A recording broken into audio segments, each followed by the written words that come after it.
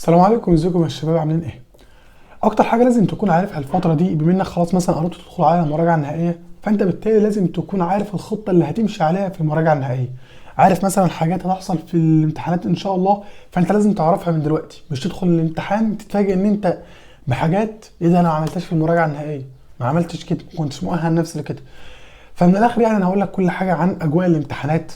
الامتحانات نفسها كانت عامله ايه، ايه الكتب الاقرب للامتحان لكل ماده كده سريعا، وبالتالي انت تجيبهم الفتره دي. اكيد مش هتقعد تستنى وتدخل بقى الامتحان، يعني تتاكد ان انت الكتب اللي كنت بتحلها ما كانش ليها لازمه. اخر حاجه كتيب المفاهيم مهم في كل ماده ولا لا، وايه كده المواد اللي ممكن تيجي صعبه يعني. فكمل الفيديو معايا، اوعدك ان شاء الله انهم هي كلها 10 دقايق باذن الله، باذن الله تستفيد منهم، كملهم لحد الاخر. واكتب ورايا كده الكام حاجه دول، بحيث ان انت ما تنساش مثلا الكتب، ولا تنسى كتاب المفهوم مهم في ايه ومش مهم في ايه، عشان ما تقعدش ترجع تاني الفيديوهات دي يعني.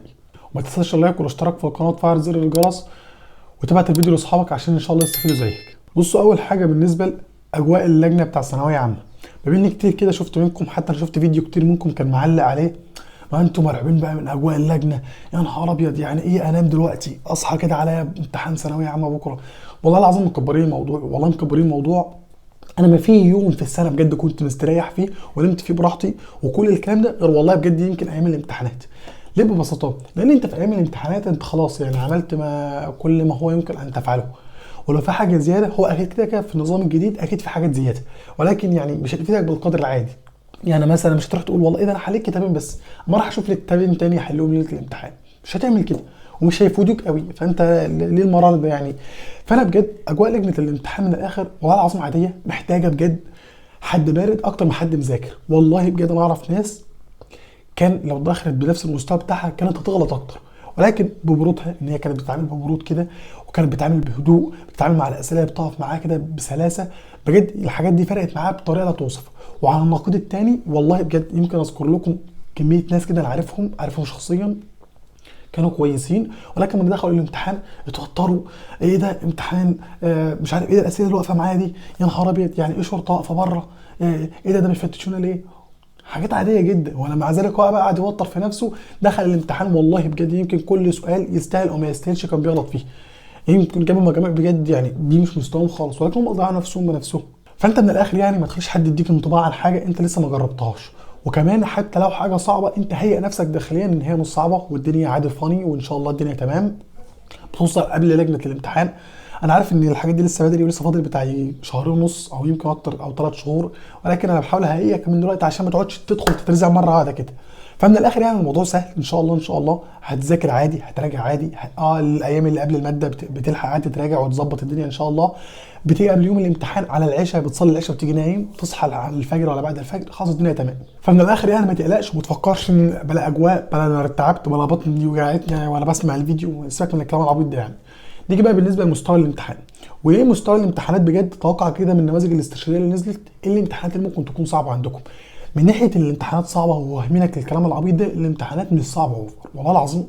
يعني هي فيها افكار كتير، افكار جديده، بس مفيش اي حاجه تانية غير يعني تحط في الامتحان غير كلمه افكار جديده.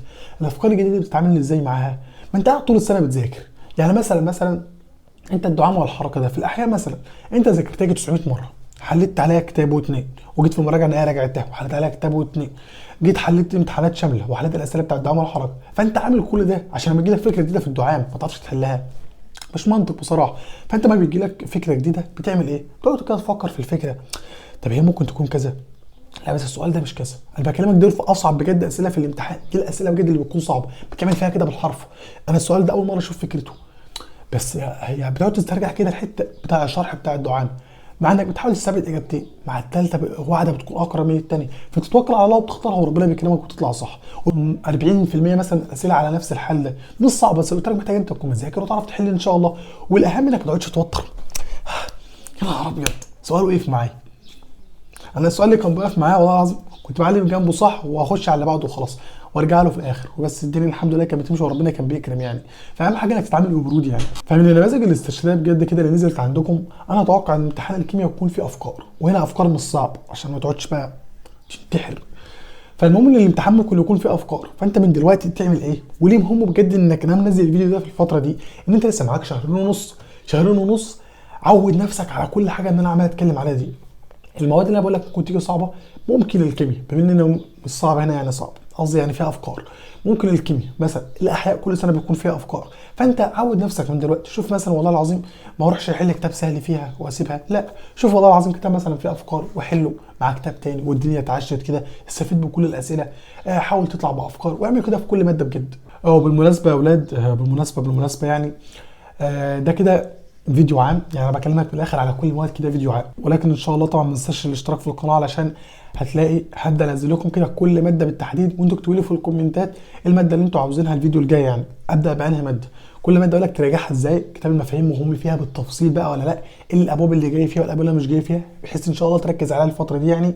واهم كتابين بجد اقرب ليها، ما تجيبش غيرهم وخلاص، واكلمك عن كل حاجه في الماده دي وتراجعها صح وكل الحاجات دي يعني.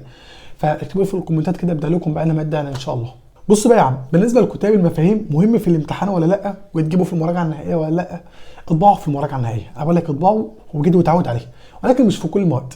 ببساطه، هل هيفيدك في العربي؟ بسيط جدا، يكاد ينعدم، يعني مش هيفيدك. ليه بقى؟ يعني مثلا مدرسه زي المدرسه الكلاسيكيه ممكن تلاقي مشروعها في 15 صفحات مثلا، يعني مكتوبه في نص صفحه في كتاب المفاهيم، فاكيد يعني مش هيفيدك. ده كاتب كده نص عناوين مش عناوين حد، فمش هيفيدك، مش هيفيدك قوي. ده النحو كاتب كلمه ورد ضغطاها، حتى نسي يحط غطاها كمان، هو كلمه بس. ففي النحو مش مهم. فمن الاخر العربي يعني ايه، الكلمه مش مهم. في الفرنساوي كتاب المفاهيم بالفرنساوي، هتقول لي يعني ايه؟ والله بالفرنساوي يعني مش مكتوب كلمه عربي، وكمان مش حاطط لك كل القواعد، فانسى يا دولي وسيبك منه. في الانجليزي عامل لك كتاب المفاهيم كله بالانجليزي، يعني لو مش شارح لك بقى زي مثلا كتاب المعاصر القاعده دي بنستخدمها في كذا، مفيش الكلام ده، وحاطط كاتب لك نص القاعده، فركن يا دولي. هتقول لي من كتاب المفاهيم مهم في ايه؟ استنى. مهم في الفيزياء وفي الكيمياء. في الكيمياء بجد كتاب المفاهيم كنز. انا بقول لك اهو، مش عايز اقول لك والله العظيم كنت اخرج افكار نص الامتحان من كتاب المفاهيم بجد. في الكيمياء مهم جدا جدا جدا، فانت اطبعه في الكيمياء وعود نفسك كده، وانت بس تشوف كل بقى ايه اللي مكتوب فيه. بجد كان بيبقى مكتوب فيه حاجات بجد، معلومات زياده، معلومات زياده اللي هي مش مجرد بقى العناوين وكده. كان مكتوب فيه ممكن مثلا يعني ايه درجات الحراره الاعلى بتاع الكحولات ولا بتاع مش عارف الفينولات، بجد مكتوب، وفي الامتحان انت اصلا سالك عليها. فانت بجد هتلاقي في منها معلومات كتيره ان شاء الله، ولكن اتعود عليه الاول. وبالنسبه للفيزياء كاتب لك يا عم كل المعادلات، وعلى فكره الكيمياء برضو كاتب لك كل المعادلات بس متفرقه، فانت لازم تكون حافظها علشان تسهل على نفسك يعني. وفي الفيزياء نفس الحال برضو كاتب لك كل المعادلات، وكاتب لك يا عم مش عايز اقول لك كل حاجه، بس نفس الموضوع برضو مش هتقدر تعتمد عليه 100%. انا بقول لك دي اداه تساعدك، بحيث لو لا قدر الله وقف معاك سؤال دماغك قفلت، لا خلاص تطلعه، ومعلش يعني مش هتروح تبقى اعمى وتعتمد عليه 100%. انت بتعمل ايه؟ بتعمل ايه بجد؟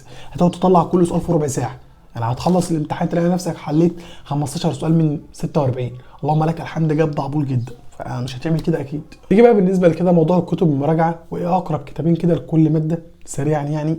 ولكن انا قلت لك ان شاء الله انا هقول لك كل ماده بجد المهم فيها، الكتاب ده كان مهم في كذا، مهم في باب كذا، مش مهم في الشوامل، فده اقول لك بالتفصيل في كل فيديو منفصل عن الماده زي ما انا قلت لك من شويه يعني. نيجي الكلام الاول بالنسبه للعربي، كتاب كيان وكتاب بيان. بالمناسبه كتاب بيان ده شامل بس، يعني هو فيه 20 نموذج شامل بس، انت اكيد مش هتجيبه دلوقتي، انت تجيبه على شهر ونص الكلام ده يعني. ولكن بجد اهم كتابين انا حليتهم كتاب كيان وكتاب بيان، حقيقي بالنماذج الاسترشاديه بالحل اللي هو الجزئي، بجد مهمين جدا يعني. بالنسبه للانجليزي هات معاصر وماي نيو فريند، وطبعا في كتب تانية، ولكن انا بقول لك دول كانوا كويسين جدا يعني، وبجد انا كنت حاسس ان هم اقرب للامتحان. لو في كتاب تاني اكتب لي في الكومنتات وانا ان شاء الله هرد عليك. بالنسبه للكيمياء كتاب مندليف اولا، وثانيا اي كتاب معاه زي مثلا الوافي الايزو هكذا يعني، او التفوق. بالنسبه للفيزياء الامتحان ونيوتن، او الامتحان والتفوق، اهم حاجه الامتحان ثابت، وفي الكيمياء كان مندليف ثابت.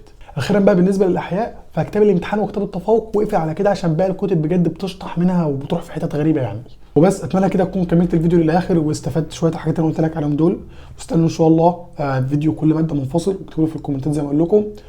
وهسيب لك كده في الكومنتات لينك بتاع قناه التليجرام، هبعت لكم عليها حاجات تفيدكم جدا ان شاء الله، ملخصات كده وحاجات تفيدكم، فهسيبه لك في الكومنتات وادخلوا فيها. وبس اشوفكم فيديو جديد، ما تنساش اللايك والاشتراك في القناه وتفعل زر الجرس عشان يوصلك الفيديوهات الجديده. سلام.